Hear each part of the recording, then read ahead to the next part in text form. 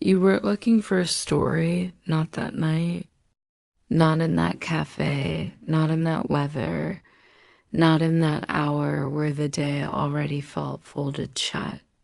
You were just trying to feel normal again, to sit somewhere other than your own kitchen, drink something warm, and pretend for a little while that the ache in your chest was just fatigue, or weather, or something easier to explain. You didn't even notice the coffee cooling in your hands.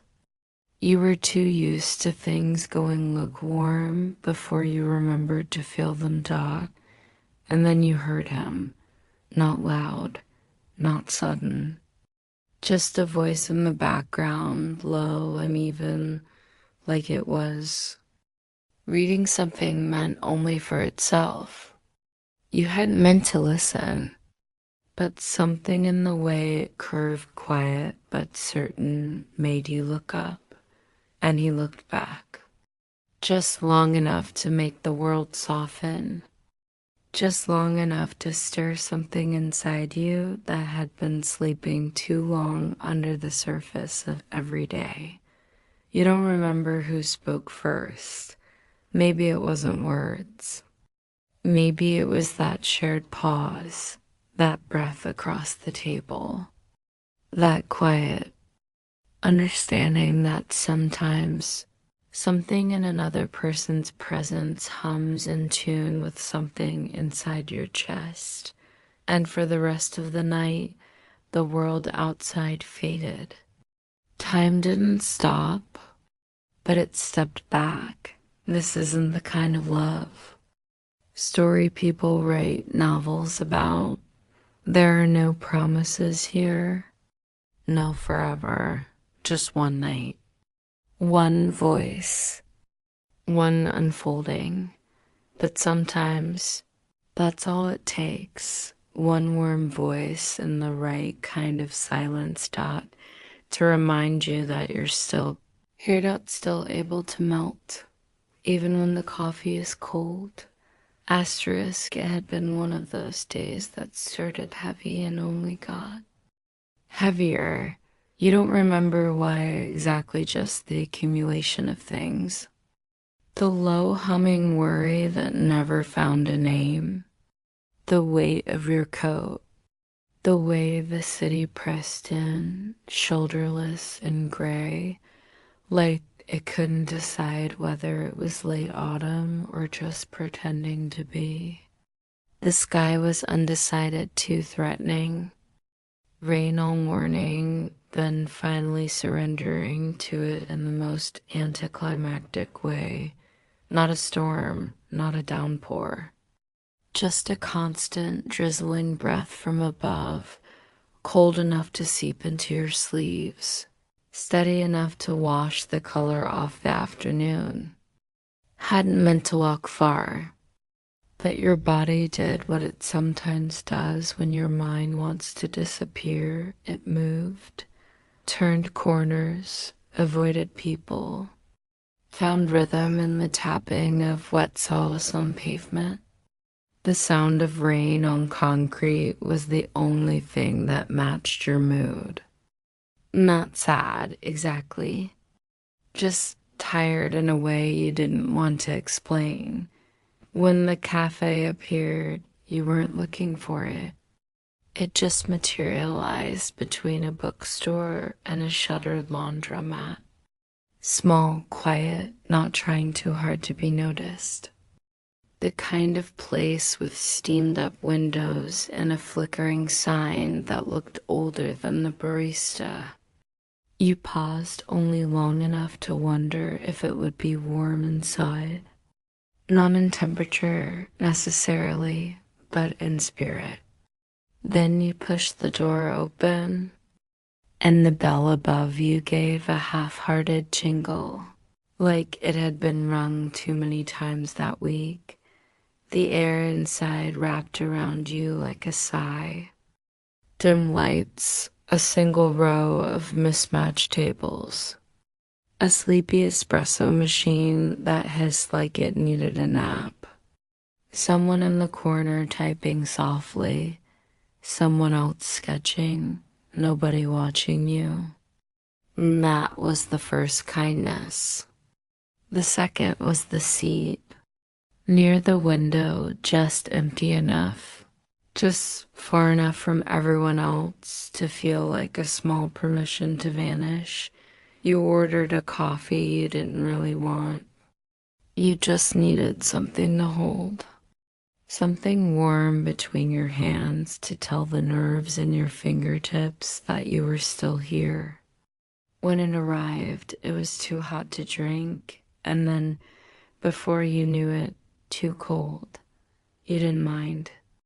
The cup stayed near you like a prop in a play you weren't trying to perform in dot. It was the sound of the rain on the window that kept you anchored.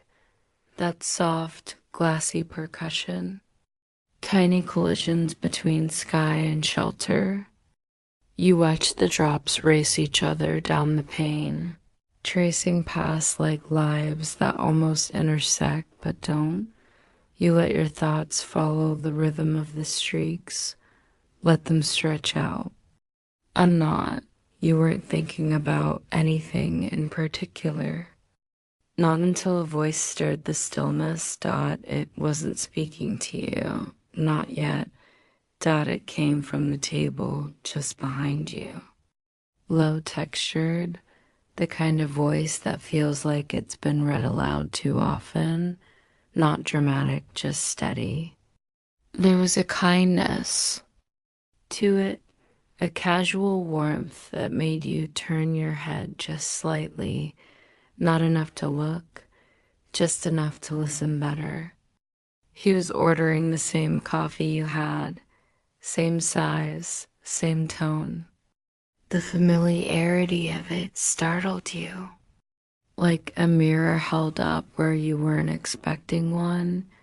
You didn't speak, of course not, but something shifted, something that had been coiled. Quietly inside you began to uncurl, not in response to him exactly, but to the idea that maybe today wasn't entirely invisible after all. Maybe the universe had left this one little thread for you to tug on. You stayed there longer than you meant to. 10 minutes, then 20, then who knows how long. You forgot to check your phone. The battery was dying anyway. Outside, the rain kept falling, but you weren't looking at the glass anymore. You were listening, not to the words, but the tone, the music of someone existing near you without asking anything from you. It was enough. The coffee beside you had gone completely cold. For the first time all day, something inside you hadn't. Asterisk, it should have been nothing. A coincidence small enough to ignore. A moment so ordinary that on any other day you might not have noticed it at all. Just another voice in a room full of voices. Another person asking for caffeine in a sleepy cafe on a rainy day. But when you heard it, that exact order in that low, even tone, it stirred something unexpected in the space between your ribs. You hadn't realized how tightly your thoughts had been folded around themselves until that voice unfolded them like warm, airlifting pages that had stuck together. He hadn't said it with flair. There was no dramatic pause or pointed inflection. Just the way he said the name of the drink, the way the words left his mouth like they'd been said 100 times before and would be said 100 times again. Familiar, soft, like he wasn't talking to the barista so much as talking into the day itself. announcing his presence with nothing more than shared taste. It was strange, the feeling that bloomed from that small thing. The recognition, not of him, not of his face. You still hadn't turned around, but of the rhythm of it, the way it matched your own. Same drink, same moment, same kind of quiet. You didn't believe in signs usually, but some days the world hands you a mirror and pretends it's a window. You shifted slightly in your seat, enough to glance at him in the reflection of the rain-washed window.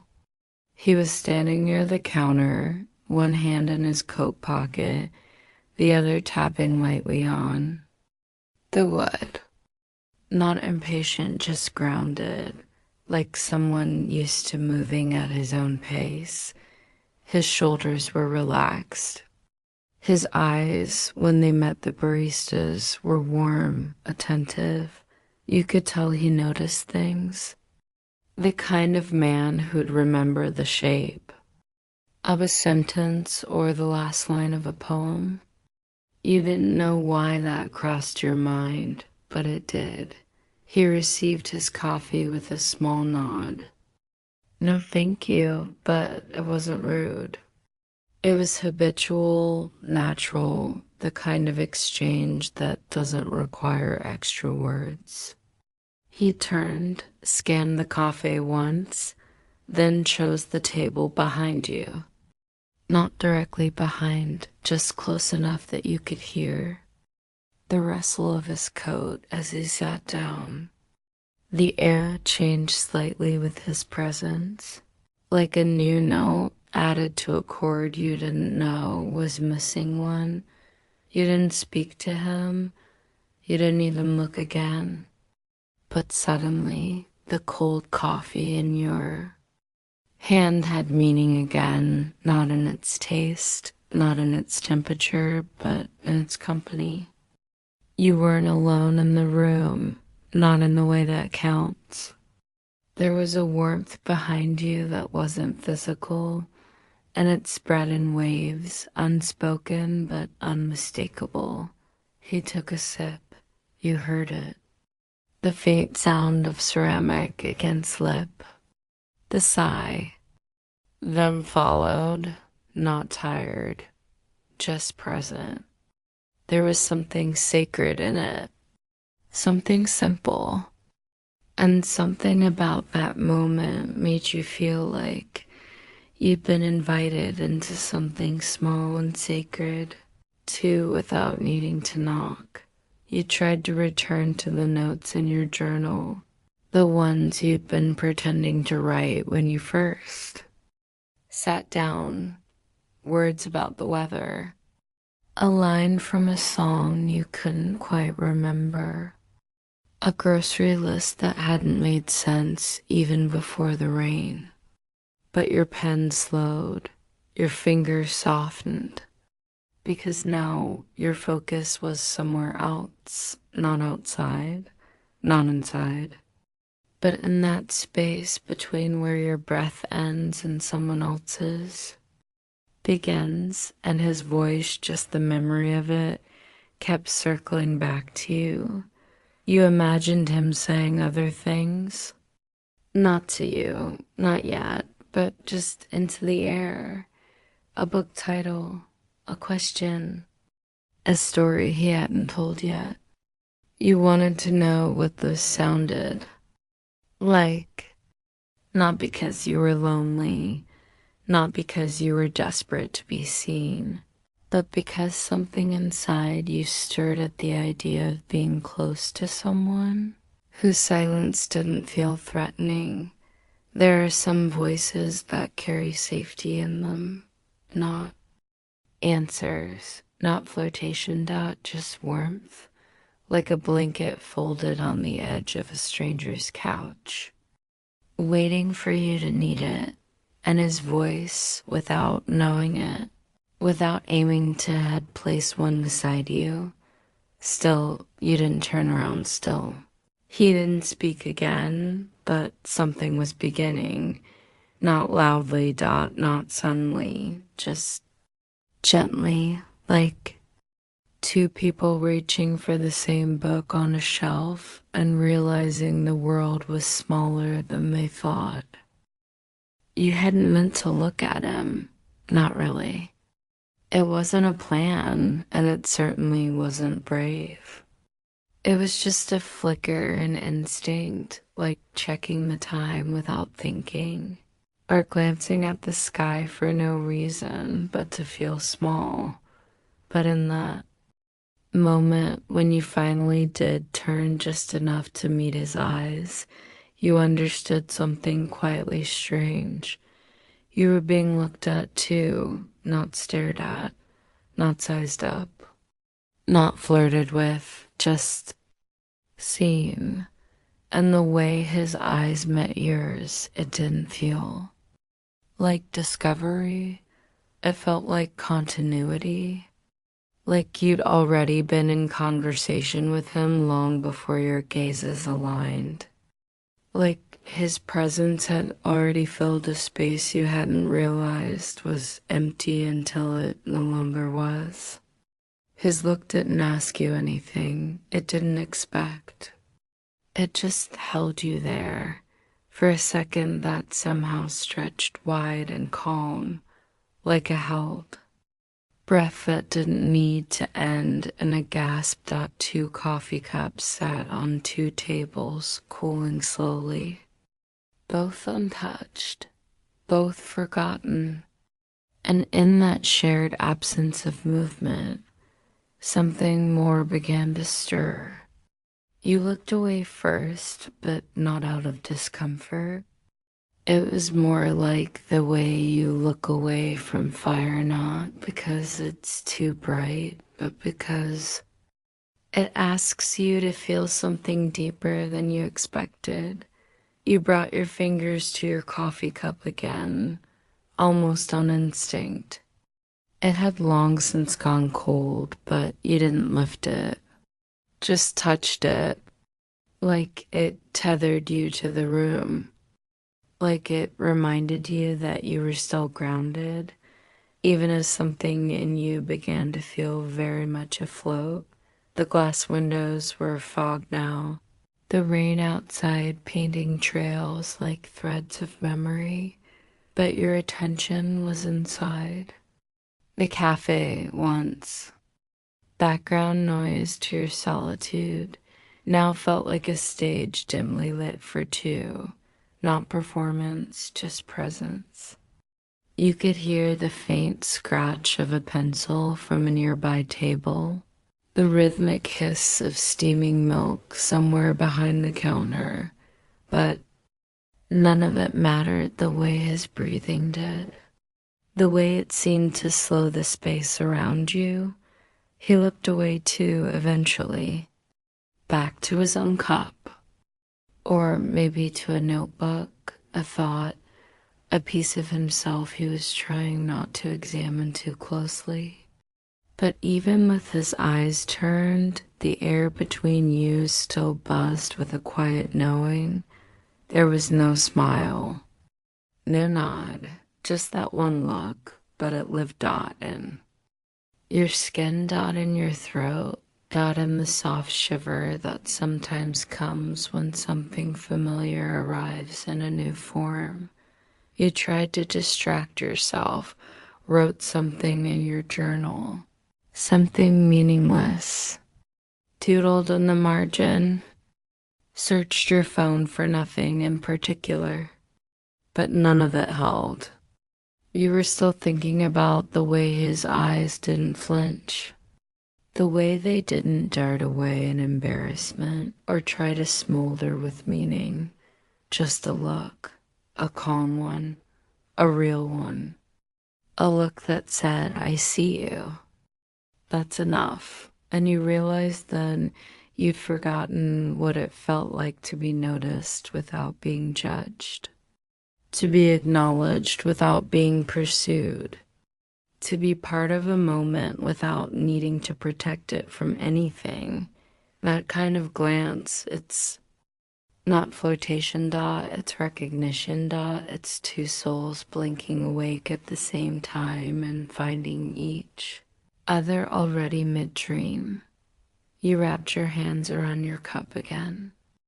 Still cold, still untouched, but it didn't matter because something in you was warming anyway, because somewhere behind you, a man was sipping the same coffee, quietly aware of you in the same way you were aware of him, and that somehow was more intimate than touch.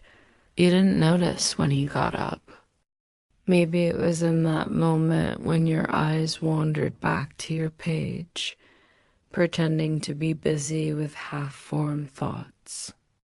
Maybe it was during the soft exchange of a second order at the counter, this time quieter, like a second breath after the first has already changed the room. But suddenly he was there again, closer this time.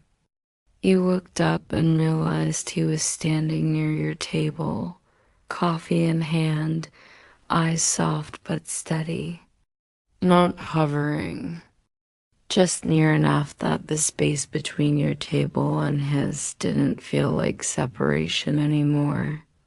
It felt like invitation. He didn't ask if he could sit. He didn't need to. He just gestured gently to the chair across from you with a small tilt of his head and a smile so quiet it barely moved his face. You nodded just once, not out of politeness, but relief. You were surprised by your own permission. You weren't usually this open with strangers. But then again, he didn't feel like a stranger.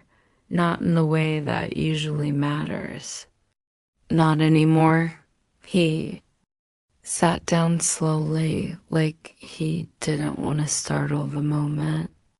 Like he knew it was something fragile. You returned to your journal without urgency. Your pen made soft lines that didn't mean much, just motion. Just something to rest your eyes. And while your heart recalibrated itself in the presence of a new energy dot, and then he asked, "What are you writing?" Simple, plain, but there was a texture to it, a kind of softness that didn't ask to be let in.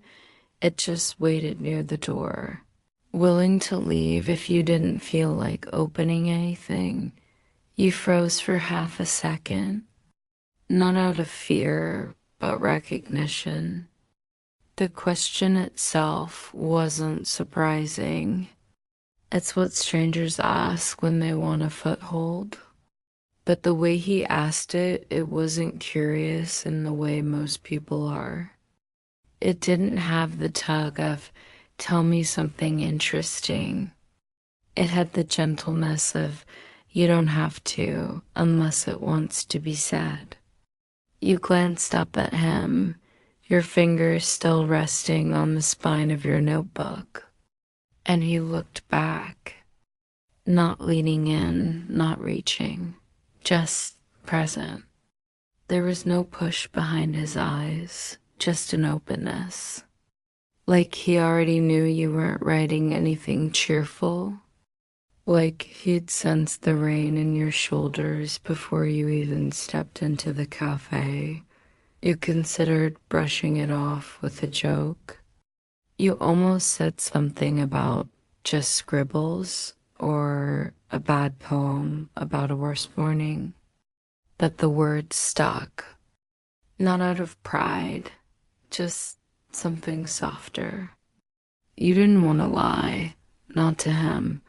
Not when he'd asked so gently. So instead, you spoke the truth as lightly as you could. Honestly, I'm not sure. I think it's just sadness with punctuation. His smile didn't change. It just deepened in the corners like something respectful. And he nodded as if to say, "Yeah, I've written that before too. There was no awkward pause after that. No need to explain. You didn't feel like you were being dissected. You felt understood quietly from across a small wooden table between two untouched coffees. He didn't follow up with more questions. He didn't ask why you were sad or what had happened or if you were okay. He just let the air settle, like someone who knew the best way to comfort grief was to sit beside it and say nothing. You found your posture softening, your shoulders uncurled, your pen dropped to the table and rolled lazily to a stop. You let it. You didn't need it anymore. Not right now. Not with someone sitting across from you who could hear the unsaid things between the lines. I always thought cafes were where sad people go to look productive, you said lightly. Not sure why you'd said it out loud, Dot. He laughed, not loudly, but with that full body breath kind of laugh that felt like a blanket. Or maybe they're where sad people go to become real again. He offered, and the way he said it gently, without irony, made your chest do that aching soft thing. That thing it does when someone puts their finger gently right on the place you forgot was still bruised. You hadn't expected this. Not the question, not the softness, not the sense that someone could enter your world without knocking it over. But there he was, Dot, not fixing, not solving, just sitting with you, with your notebook, with your sadness, still folded and half written, and in that presence, something inside you softened, not because you were ready, but because maybe, just maybe, someone else was ready to see you, even if it was just for a moment, even if all it took was a question spoken like a lullaby.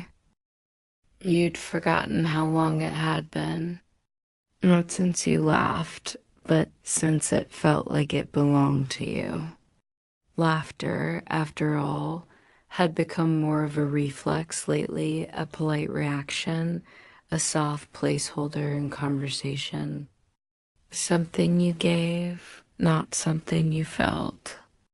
You chuckled in work meetings, nodded with a grin at jokes that didn't land, smirked at memes like muscle memory. But this was different. This one came from your chest. Not deep and dramatic, but light and round. It surprised you as it left your mouth, warm and whole and unmistakably yours. He'd said something small, something quick and observant, about the way baristas seem to measure your soul based on your coffee order. It wasn't even meant to be a joke. Just a quiet musing, a slice of wit dropped gently into the middle of a conversation that had been mostly still. But the way he said it, the way his eyes twitched upward like he'd just handed you a secret wrapped in dry humor, it cracked something. Open in you, and just like that, it slipped out. A laugh, and it was real. You heard yourself. Felt it, like your own voice had returned from a trip without sending postcards. It was light, unapologetic. It startled even you because it didn't come from performance or politeness. It came from recognition, from ease. He looked at you in that moment, not in surprise, but in understanding. Like he'd been waiting for that sound, not because he needed it, not because he wanted praise for pulling it from you, but because he knew without being told that it had been too long, You tucked your hair behind your ear, an old habit, one that surfaced when you felt suddenly seen in a way that was kind and too much all at once. You sipped your coffee again, even though it was cold. Even though it wasn't about the coffee anymore, it was about the space. The way you were sitting in a cafe with a man whose presence didn't feel like pressure and whose voice was starting to take up residence in your nervous system like it had always lived there. The table between you still held your half-filled cup, his nearly finished one, and your closed notebook abandoned for now. But what it also held, unseen, was something softer. A shared ease, a warmth not born of heat, but of presence. There was no urgency, no flirtation, no game, no rush to prove anything. Just two people letting conversation breathe like something alive between them. He asked you what kind of books you liked, and you didn't answer with a rehearsed list. You spoke slowly. Honestly, you told him you like things with weight but not darkness, beauty wrapped in quiet sadness.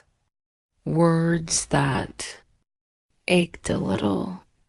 You told him that sometimes you read the same paragraph 4 times, not because you didn't understand it, but because it made you feel something you couldn't name. He smiled at that, said he did the same, said he liked when words lingered, when they left little handprints on your insides. And then he said something funny about how he once cried in a library because of a sentence that reminded him of a song his grandmother used to hum, and that's when you laughed again. This time it spilled, freer, lighter, a little longer, not loud, but real. Like wind chimes stirred by the gentlest breeze. He laughed too, not at himself, but with you. Like your laugh was permission for his own, and there it was. The shared joy of people who had been quiet for too long and had forgotten what softness sounded like when it wasn't hiding behind irony. You looked at him, and for a moment you stopped, thinking there was no script, no plan. Just a warm body across from yours, eyes crinkling softly at the edges, like he'd finally let something in, too. And it occurred to you, not with a bang, but with a hush. You felt good, not performatively, not fleetingly but gently, deeply the kind of good that doesn't demand anything from you. The kind that lets you unfold without knowing what shape you'll take when you're done. There was silence after the laughter, but it wasn't empty, it was full, like the room itself had exhaled. You leaned back in your chair, your spine loosened, your lips still curled upward in a shape that didn't feel borrowed, and you realized in that moment that something had shifted.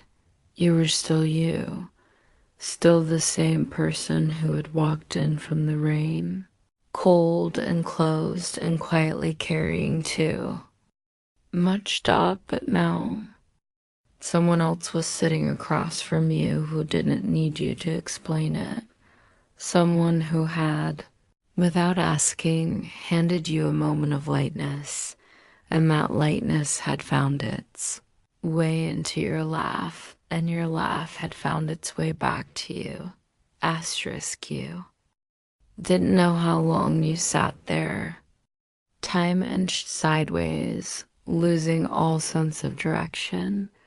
Not quite still, not rushing forward. just unwinding.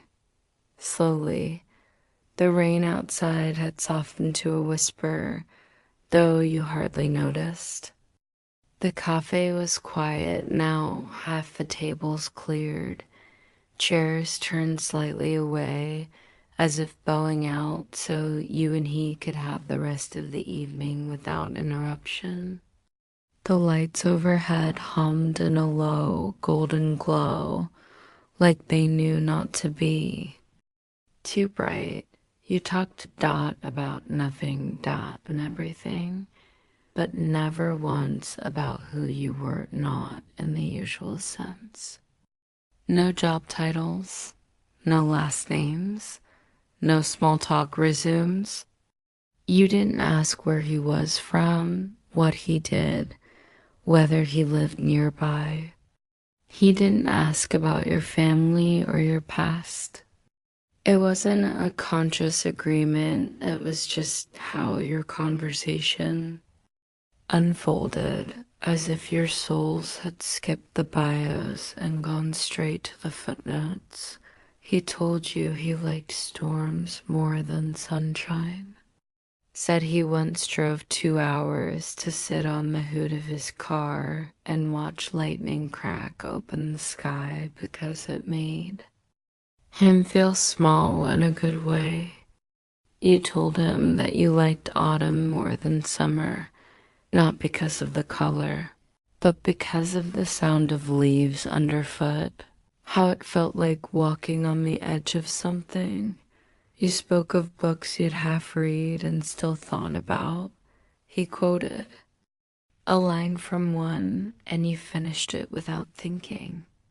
And for a moment, you just sat there, blinking at each other, quietly stunned that you had both carried the same sentence inside. You for years without knowing the other existed. You talked about childhood snacks, about a weirdly comforting smell in hardware stores, about how silence on trains sometimes felt louder than shouting. He told you he kept a list on his phone of strange compliments he'd overheard people give strangers. You said that sounded like the kind of thing someone does when they're secretly afraid of the world going mute. Dot. He smiled at that, said maybe you were right, said maybe that's why he kept speaking when it wasn't necessary, because somewhere in his chest was the fear that one day he'd need words and wouldn't know where to find them. You didn't notice how close your cups had drifted toward each other, or how sometime during the conversation your elbows had moved to the table's edge, but your voices had stopped bouncing across the wood and had begun to hum in the same shared pocket of air. Dot you hadn't touched. Not yet, but the words were doing the touching for you, and though you hadn't exchanged a single fact about your lives, you felt like you were being known more deeply than you had in years. It wasn't that he knew your story, it was that he knew the tempo of your sentences, the breath between your thoughts, the music under your silences, and you knew his. Dot in the most unexpected way. You were building something sentence by sentence, pause by pause. A small raft of language, just enough to hold the two of you for a little while, longer. Dot at one point, you asked him what his favorite hour of the day was. Dusk, he said, without thinking. It's when the world gets quiet enough for you to hear yourself again. You nodded. I like the hour just before dawn. Not because of the light, because of the hush. It feels like all the sad things are still sleeping. He didn't respond. Not right away. Just looked at you with that soft gaze again. The one that didn't ask for more. The one that honored what you said without needing to unpack it. Like he'd learned long ago that some truths aren't gifts, they're offerings. You hold them for a moment, then return them gently, unwrinkled. You sipped your cold coffee again, not because it tasted good, but because it reminded you you were still in a body, still anchored, still holding a cup in your hands while a stranger told you things that somehow felt familiar. The rain had stopped outside, or maybe it hadn't. You weren't listening anymore. Inside, the air between you had changed. You hadn't shared your names, but you'd shared something else, Dot, and maybe in this quiet hour, that was worth more. You heard the broom before you saw it, a soft scraping against the floor, rhythmic and patient. The lights in the far corner had already been dimmed, and the barista had removed the pastries from the glass case one by one, like putting stories back in a box before bedtime. Chairs were being flipped onto tables in a slow, apologetic ballet. And yet neither of you moved. You stayed. Not out of stubbornness, not out of oblivion, but because nothing had been said yet. Not the right goodbye, not the right pause, not the right gesture to say, this is where it ends. And so you both lingered in the in-between at a table where the air still felt like shared breath, where the silence didn't yet feel like absence.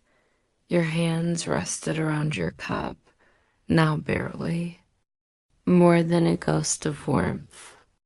His cup was empty, turned just slightly to the side, like it too had settled into the quiet. And your elbows were still near enough that if either of you shifted, skin would brush skin. You weren't avoiding it, but you weren't reaching either. You were simply staying. Outside, the streetlights had begun their soft, flickering glow. A few passing cars whispered by, sending puddle light dancing on the café window. But it was all backdrop now. The center of the world had narrowed to this table, this moment. The stranger dash who dashed WAs and single quotes T. A bell above the door rang faintly as someone left. The barista, with a practiced smile, called out a gentle, "We're closing soon," not quite directed at anyone in particular. You nodded back with a small gesture. He raised a hand in acknowledgement, but still neither of you rose because the conversation hadn't ended, even if you hadn't spoken for minutes. Now, because silence wasn't absence anymore, it was presence without effort. You glanced at him, and he was already looking at you. Not intensely, not dramatically, just steadily. Like he'd been watching the world lean toward you this whole time. His eyes didn't ask a question. They just held you there, the same way your own gaze had held onto the rain earlier, softly, as if afraid to blink and lose it. "I think we're breaking a rule," you said finally. Your voice came out like a whisper and a grin stitched in two. "One breath," he smiled, "feels worth it." And it did, because how often do you find someone who makes you forget the hour? Who makes you forget that places close and drinks get cold and chairs stack and goodbyes are waiting? You'd spent most of your life slipping out before you got too close to things. before the ending could make a mess of what was beautiful. But now, with your coat still draped over the chair and your heart so oddly still, you realized you didn't want to leave. Not yet. Not before this version of the world was done speaking. The barista began wiping the counter, glancing over with a smile that bordered on sympathy. She didn't ask you to leave. Not yet. Maybe she saw something in your stillness. Maybe she remembered a moment like this once, too. Maybe she knew that sometimes the heart needs just 5 more minutes before returning to the noise of everything else. He looked at his empty cup, then at yours, then back at you. You know, he said, we didn't even finish our coffee. You laughed quietly. I don't think it was about the coffee. No, he said, tilting his head just slightly. It never is. And in that moment, you realize something simple and enormous. This, whatever this was one of those nights that doesn't ask to become anything. It just wants to exist, fully, in its own quiet frame, with no promise, no destination, no label, just two people on the same wavelength in the same room, at the same time dot, and that was enough. Even when the lights dimmed a little further, even when the mop bucket appeared, even when the clock said, you should have gone 10 minutes ago, you stayed. Not forever, but long enough for it to matter. Long enough for the warmth to outlast the coffee. Asterisk, the bell above the cafe door jingled faintly as you stepped outside, its small chime fading into the hush of the street. You didn't rush. The world wasn't pulling at you the way it used to. There was no inbox waiting, no call you couldn't miss. Just this air, cool and damp and full of something quiet. Rain still fell. It hadn't stopped. Not for the hour you sat with him, not for the moment your eyes met again in farewell, and not now as the door clicked shut behind you. But it had softened somehow, no longer a downpour, not a storm. Just the kind of drizzle that leaves a shimmer on your skin, that threads into your hair like a second breath. You didn't flinch beneath it. You didn't pull up your collar. You simply stepped into it, face open, and let the night meet you gently. You stood still on the sidewalk, not because you were lost, but because you weren't, and that surprised you. For so long, the world had felt like a maze of sharp corners and tight edges, but now, somehow, the street stretched wide with room, even with puddles, even with the weight of clouds hanging above. Everything was the same and completely different. The lights reflected in the slick pavement, each glow from a passing car smeared like a watercolor across the wet street. The world looked like it had been painted in soft brush strokes. And in that moment, you felt like a part of it, not just someone passing through, but someone placed. He hadn't followed you out. You hadn't asked him to. There was no kiss goodbye. No last-minute promise. Just a shared silence before parting, a gaze held one beat longer than required, a breath that said, this mattered. And that was enough. You started walking, not home. Not anywhere in particular. Just forward. Each step felt grounded. like you were stepping not on concrete, but on the memory of something real. Your body still hummed with the rhythm of the conversation, the quiet laughter, the way his voice had curled around yours in that small café cocoon. You could still hear it, the soft rise and fall of his thoughts beside yours. The street was mostly empty, the kind of empty that doesn't feel lonely. Just open, just possible. You passed a street lamp. Its light haloed through the mist, casting soft shadows on the sidewalk. You reached your hand out and let a few drops pool in your palm. They felt cool, clean, like something old washing away, or something new asking to begin. And you realized then this rain, this air, this hour, it didn't carry weight the way it had before. You'd walked through rain like this so many times and always felt it like a heaviness, like weather was mimicking your mood, like nature was mourning something you couldn't quite name. But tonight, it wasn't sadness falling from the sky.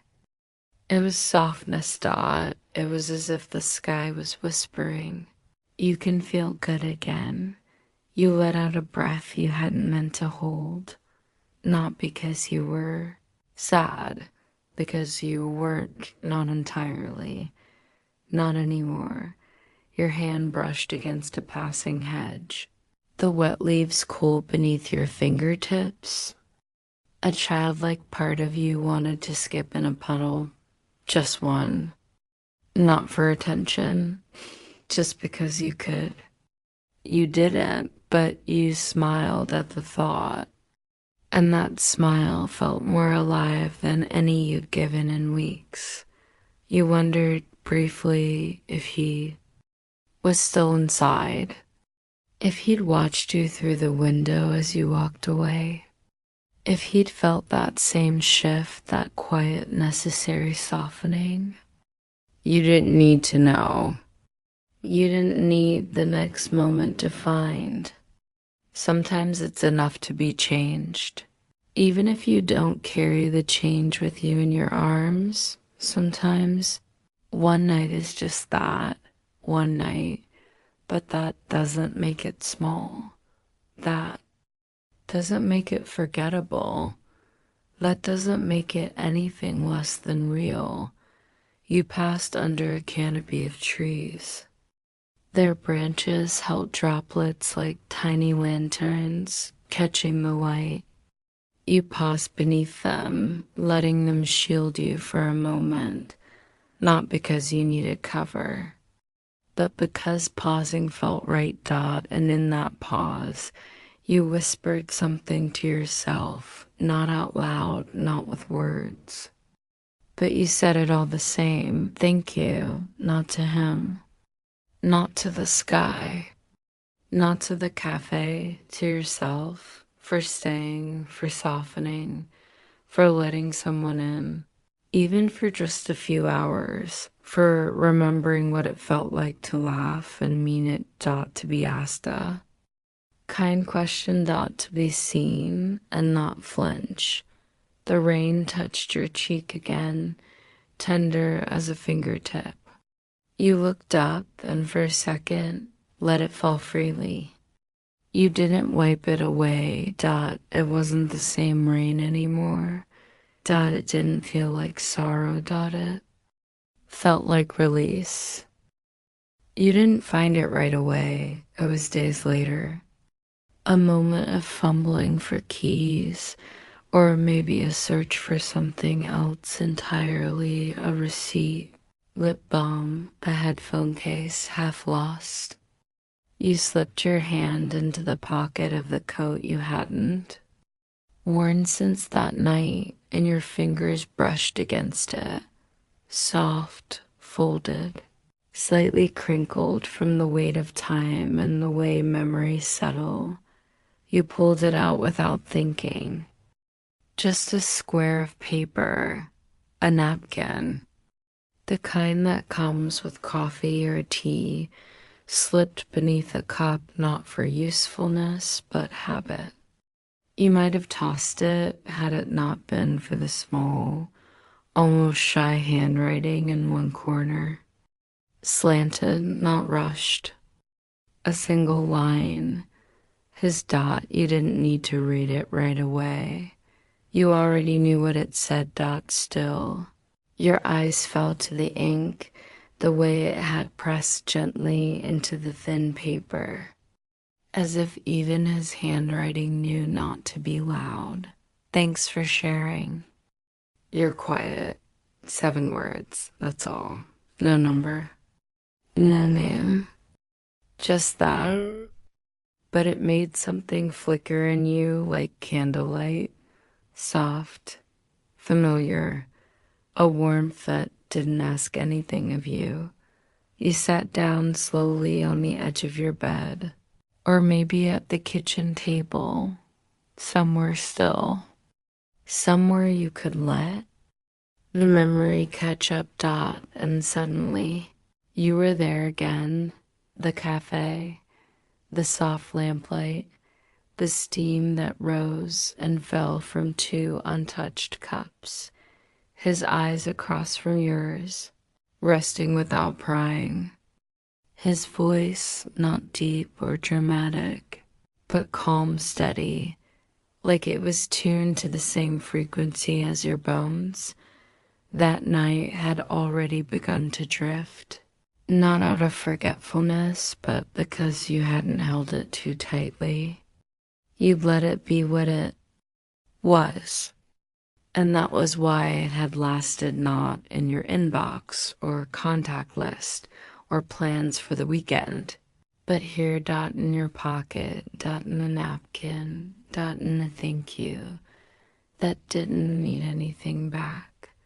You turned the napkin over in your hand, felt the lightness of it, how something so small could feel heavier than an hour-long conversation.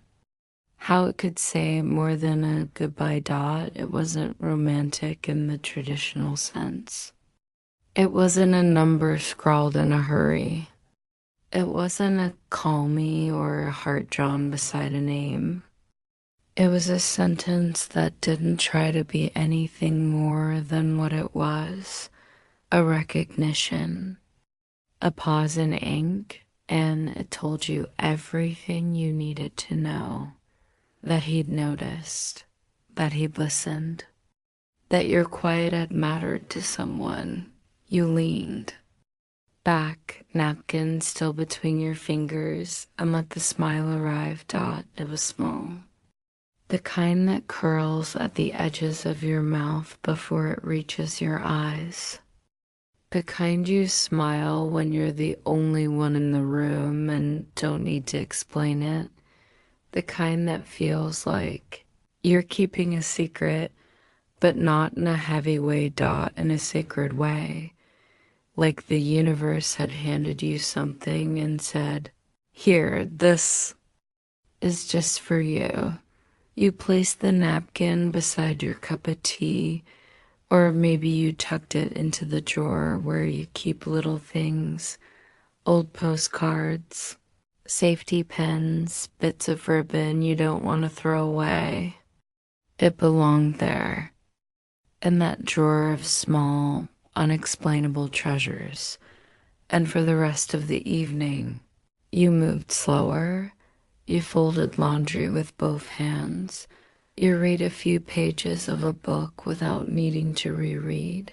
You poured your tea, not for the caffeine, but for the steam.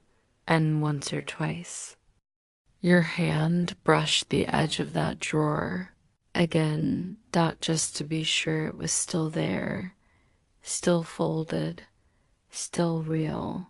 You didn't know if you'd see him again. You weren't waiting, but you were remembering, not him, not entirely, but the feeling of being seen without being asked to speak too loudly. Of being thanked for the quiet parts of yourself, the ones you never thought anyone would notice. And in that, the napkin became more than paper. It became a page from a night you never wrote down, but would never forget. Asterisk the morning didn't ask much of you. No early meetings, no long to-do lists, just light, soft and slanted through your window, like it was tiptoeing across your floor on purpose, trying not to wake anything. The kind of morning that doesn't press in with urgency, but instead drapes itself across your shoulders like a familiar sweater. And for once, you let it. You moved slowly, not because you were tired, but because the pace felt right. You didn't check your phone first. You didn't fill the silence with music or scrolling. You let the hush linger. Let it stretch its arms across the room. Let it stay. You made tea or maybe coffee, the kind you always make for yourself, the familiar kind, the quiet ritual. But this time, it didn't feel like you were preparing it to fill a gap. You weren't soothing something. You weren't warding off an ache. You were just making a drink in a kitchen that was yours, in a morning that was yours. And that was enough. You sat by the window, the same spot you often avoided because it felt too quiet, too still. The chair you'd once folded clothes onto just to keep from sitting in it.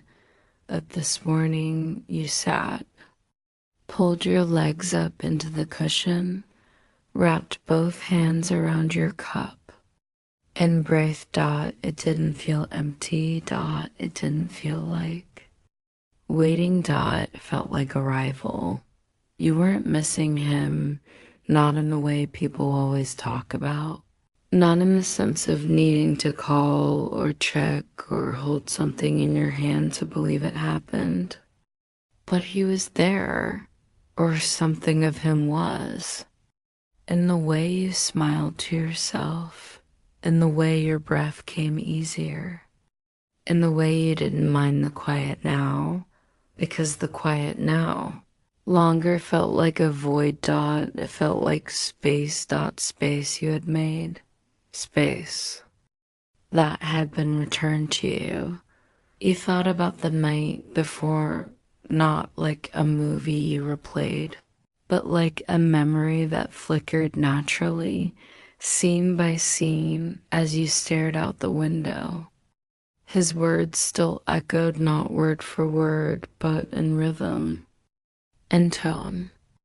In the pause between two sentences that still lived in your chest, you touched the edge of your sleeve.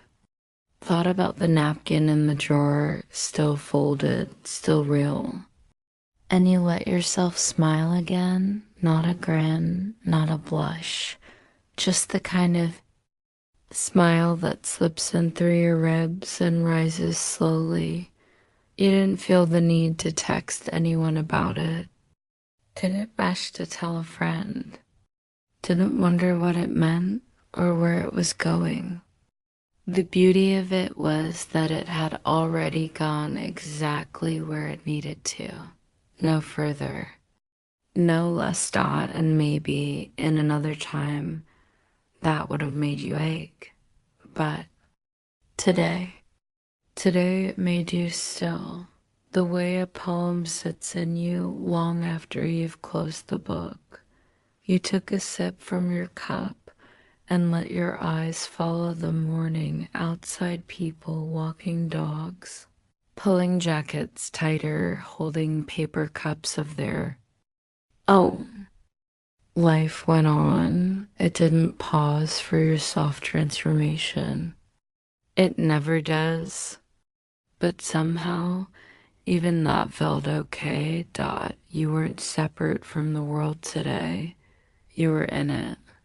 Without needing to belong to anyone in particular, you stayed in that chair. Longer than usual. Let your tea go lukewarm. Let the light drift up the wall. You didn't rush to get dressed. Didn't turn the radio on. Didn't need to distract yourself from anything. And maybe, just maybe, this was what healing actually looked like. Not loud. Not triumphant. Not marked by milestones or I've moved on declarations. Just a cup in your hands, a room in quiet, and a soft, honest truth rising in your chest like steam. You are not lonely. You are simply alone. And that today feels like peace. You passed it twice without stopping, once on purpose, once by accident. Both times your eyes flicked to the window, but your feet kept going.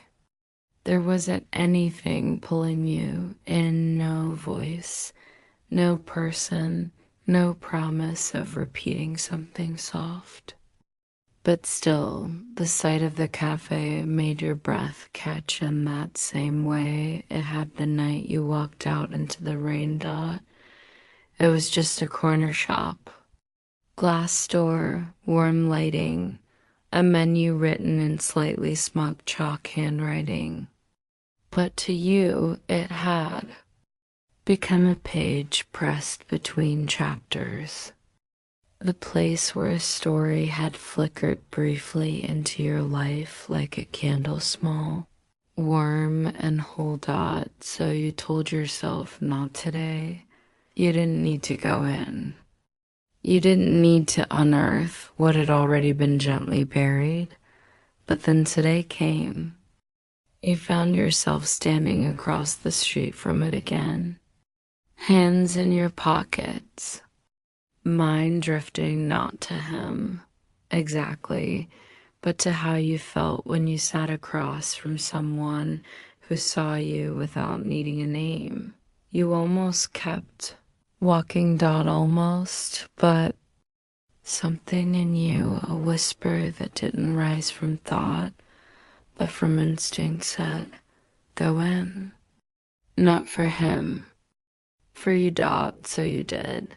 The bell above the door rang just like before, that soft, familiar chime. The air inside still smelled like warmth.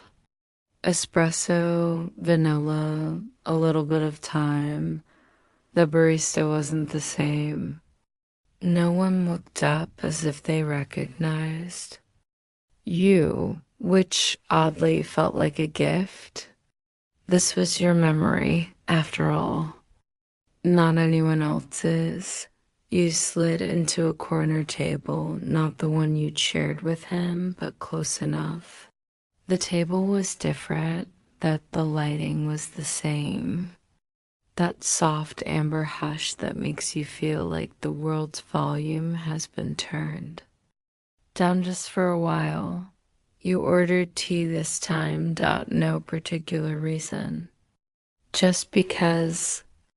A different drink for a different version of you. Dot. And when it arrived, you cradled it without sipping. Dot. Just sitting. Dot. Breathing. Dot. Looking. Dot.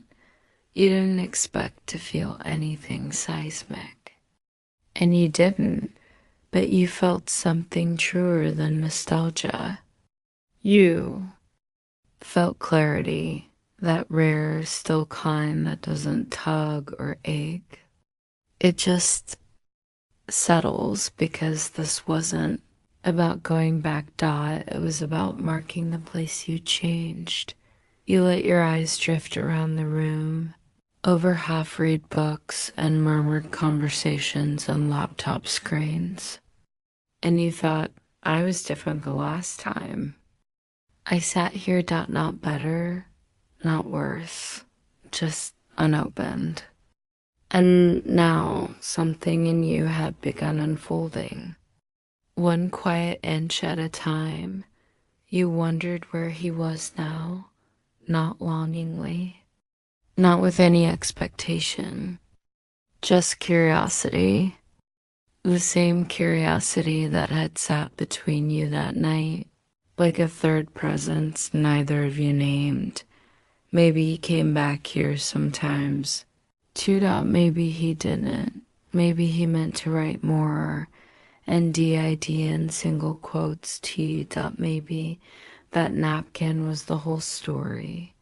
You reached into your pocket, not the same coat, but the instinct was there.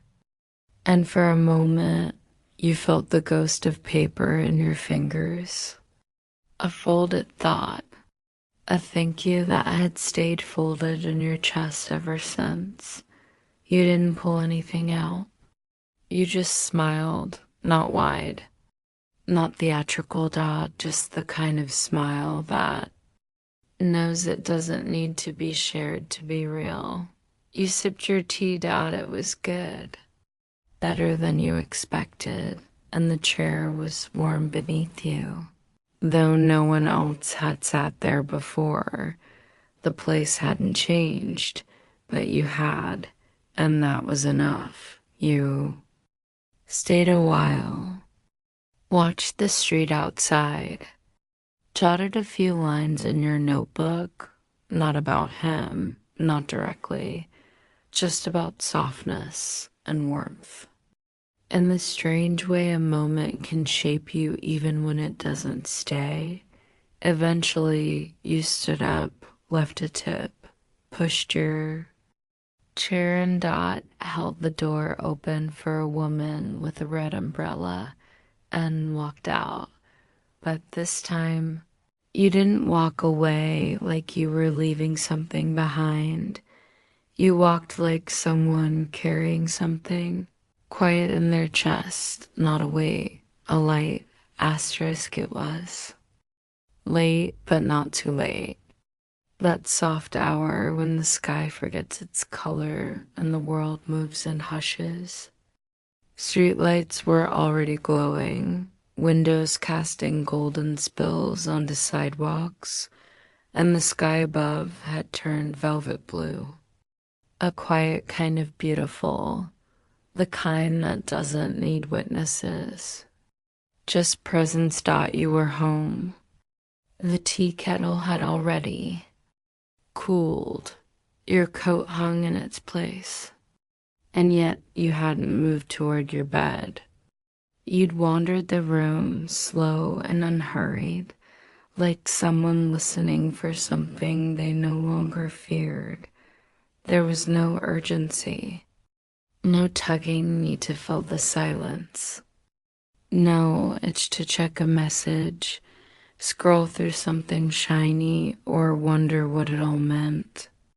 Tonight, you didn't need to solve yourself, or the world, or anyone inside it. Tonight, you simply were. You walked to the window, let your fingertips rest on the cool glass. Outside, the trees swayed gently, barely more than shadows. The rain had stopped, but the pavement still glistened, carrying the memory of it. And in that moment, it felt like the night itself was holding its breath with you. Not waiting, just being. You had once filled evenings like this with questions. What did it mean? Would he call? Was it real? Did he feel what you felt? You had once measured moments by their outcomes, marked time by what came next, but not tonight. Tonight. The quiet was enough. Because for the first time in a long time, your heart didn't feel unfinished. Not because anything had been concluded, not because a love had arrived, but because something inside. You had made room, and in that room, nothing was missing. You turned away from the window and lowered yourself into your favorite chair, the one that never quite matched anything else, the one that had worn soft in all the right places. You tucked your knees up, pulled the blanket around your shoulders, and just breath. There had been no new messages. No second napkin. No return. But none of that felt like a wound. None of it felt like a lack. It felt like a story that had been told in full. No sequel needed. No repetition required. Just a moment lit like a single candle in your memory, still burning gently long after the flame itself was gone. You thought of him, but not in longing. You thought of the cafe, but not in ache. You thought of the night, but not to relive it. Just to remember the version of yourself that showed up fully, with both feet on the ground and a voice steady enough to say, I'm here, because that version of you is still here, now. Still in this room, still breathing evenly, with shoulders soft and heart quiet. The stars outside were faint, mostly hidden behind a thin wash of cloud. But you could still feel them, the way you can feel hope without naming it, the way you can trust softness even when it's not seen. Maybe that was the greatest gift of all this new stillness. This trust in yourself, that you didn't need an ex to prove something had been real. You just needed now. And now was full. Now was complete. You closed your eyes, not to fall asleep, not yet, but to let everything settle inside you like dust in some light. Slowly, quietly, beautifully. This wasn't the end of a love story. It wasn't the beginning either. It was a breath, full one, and it had changed everything. Asterisk. Some nights don't echo loudly. Some leave behind only the soft sound of your own footsteps, your own stillness, your own smile in the dark. But that's how you know they mattered. Not because they led somewhere, but because they returned you to yourself. And when you stop looking for what comes next, you find what was waiting all along. You were already enough,